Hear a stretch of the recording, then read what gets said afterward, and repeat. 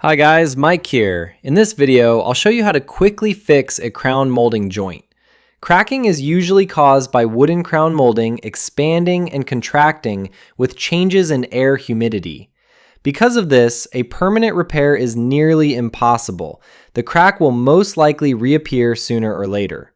During installation, we generally try to use single sections of molding whenever possible, or glue sections together. Sometimes, however, visible joints are simply the result of poor workmanship. In this case, we're dealing with both.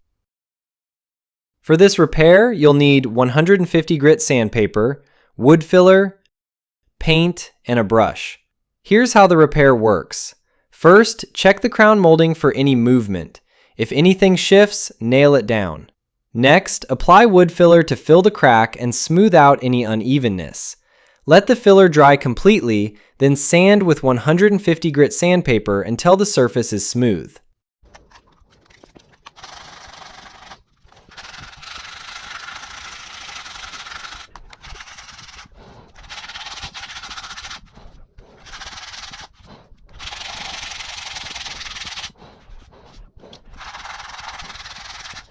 Run your fingers over the joint. If you can't feel any unevenness, you're done sanding.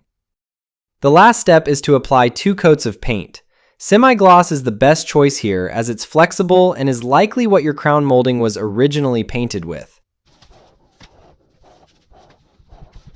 If you want to learn something else, click on this thumbnail.